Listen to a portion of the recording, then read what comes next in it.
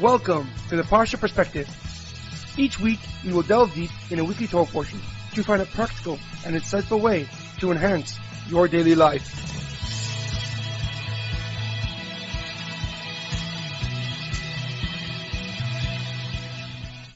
Thank you for tuning in. My name is Rabbi Shalom Yamini, and each week we will look into the weekly Torah portion to find practical and insightful ways to enhance your daily life. This week's Parsha Perspective is in honor of the Refuah Shlema, the complete and speedy recovery of HaRav Amitai ben Shoshanna, Leah Mintche bas Gittel, and Shaul ben Berta. This week's Parsha Perspective is in loving memory of Edward Ben Efraim, Shlomo Ben Edward, and Yirachmiel Daniel Ben Gedalia. May their souls be uplifted, and may their memories be a blessing. This week's Torah portion is Parshas Devarim, Events to Inspire. This Shabbos has a unique name, Shabbos Chazon, the Shabbos of Vision. We read a special Haftorah beginning with the words Chazon Yeshayahu, the vision of Yeshayahu. Yeshayahu envisioned and told the Jewish people about the punishment they would receive for rebelling against God.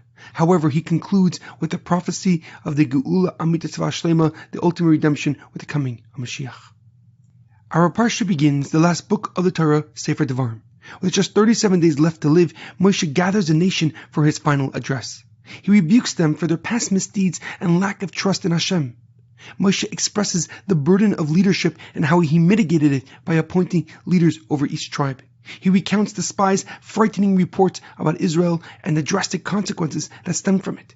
He described their journey through the desert and their wars with Sichon, Bashan, and Amor. However, a question comes to mind. At the beginning of the second Aliyah, Moshe explains the burden of leadership. The Pasuk writes that Moshe said, "How can I bear the leadership alone with all your troubles, burdens, and bickering?" No matter what Moshe did, someone disagreed, objected, and protested that action. For example, when Moshe ruled in a civil court case, both felt they got short-handed and challenged the ruling. But why would Moshe remind the nation about their faults and shortcomings in his final address?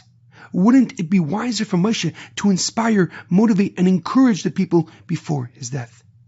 Rashi Rav Shlomo Yitzchaki, the leading commentary on the Torah, gives a simple answer. He writes that Moshe is clarifying that he benefited nothing physical from his leadership status. In fact, all he got was accusations, criticism, and attacks on his character. Rashi explains that Moshe is saying this to preface that he gained nothing but the satisfaction knowing that his people, the Jewish nation, will be entering Israel. So whether he inspires them or seemingly rebukes them, it is for their sole benefit, as their successes and failures are his successes and failures, and vice versa. However, the Sifrono, Rav Ovadia Sifrono, an Italian doctor and commentary from the 16th century, gives a deeper and more profound explanation. He writes that Moshe is just hinting at their iniquities so the nation can recognize its fault and flaws. Since they are about to enter Israel and settle in the land, they must learn how to live together. The Sifrono explains that Moshe is reminding the Jewish people that there's nothing singular about them. Although each person is unique, our destiny and future lies in every person's hand. For the condition of being a godly people is the unity of individuals wherever they may be.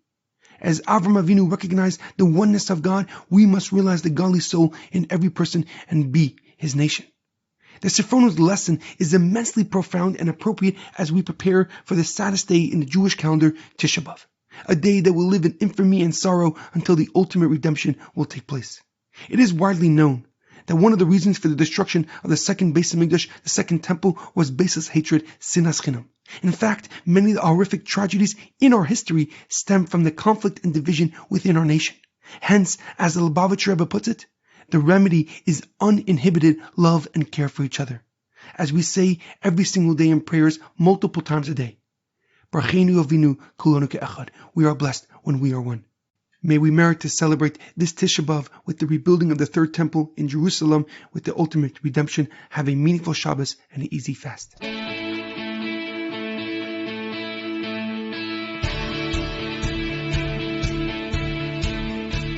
Thank you for tuning in to the Parsha Perspective. Check out our website, theparshaperspective.com. Send thoughts and comments to theparshaperspective@gmail.com. Till next time, thanks for listening.